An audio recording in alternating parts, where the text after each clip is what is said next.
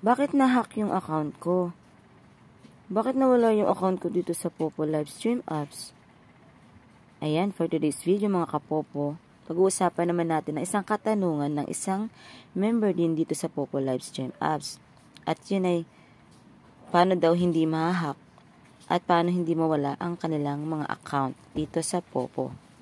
Ayan, bago natin umpisahan, syempre, ay hihingin ko po sa inyo ang support naman sa ating YouTube channel na pakiclick naman po ng ating subscribe and click nyo na rin po ang notification bell para ganahan naman po ako mag-upload at mag-update sa mga pagbabago po dito sa Popo Livestream apps. Ayan, at dahil nakapag-subscribe ka na at naklik mo na rin ng notification bell, ayan, umpisahan na po natin ang ating video tutorial. Ayan, syempre bago natin maipakita kung paano nga ba hindi ma-hack at hindi mawala ang ating account dito sa Popo, ay kailangan po natin buksan ang ating application.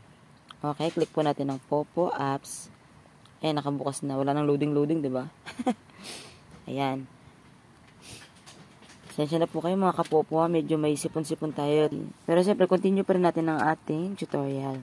Ayan, pagbukas natin ng ating profile, siyempre makikita natin yung mga laman-laman ng ating profile, okay? Siyempre, pupunta po tayo sa ating settings. Okay, click nyo pong settings. Ayan. Makikita nyo po dyan yung mga security password, ganyan, account and security. I-click po natin yan. Ibig sabihin po ng security level, ayan po, nakikita nyo sa taas, yung green. Naka-high na po yan. Bakit po naka-high yan? Ibig sabihin po, 100% po na wait lang, 100% po na naka-secure po ang ating account. Paano po ba gawin yan? Para hindi po siya ma-hack at hindi po siya mawawala sa atin. Okay, click lang po natin yan. Ayan, makikita nyo po dyan, itong mga Google Facebook ko, naka-bound na po. Ibig sabihin po, na i-bind.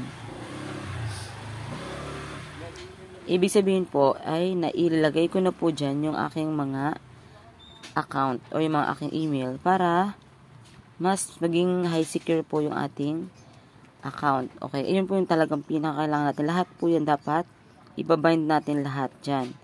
Para lahat po na information natin sa mga account natin, sa mga iba nating mga account, ganyan tulad ng Google tsaka Facebook, ay hindi na po nila yan malalaman. Hindi na po nila yan makukuha yung information natin dyan. Kasi syempre, iba-iba yung information na nilalagay natin sa Google, di ba? Hindi naman po lahat yan pare-pareho. Okay? Importante po yung unang-una is yung kung gusto niyo maglagay ng password, pwede po dyan. Pero po ako, hindi na po ako naglagay ng password kasi ang importante naman po talaga ditong sa baba. Pero pwede nyo pong lagyan. Depende po sa inyo. Okay, pag naglagay po kayo dyan, pwede maglagay ka. Tapos, sunod po yung phone number, tapos email address, Google, and Facebook. Mas importante po, nalagyan nyo po yan lahat. I-input nyo po dyan lahat para mas maging secure po yung inyong account. Ayan, hanggang dito na lang po ang ating video tutorial for today's video. Sana po ay nakatulong po ito at mas makampante po kayo kasi 100% sure po na secure po talaga yung inyong account dito sa Popo at hindi na po yan mahahack. Okay po?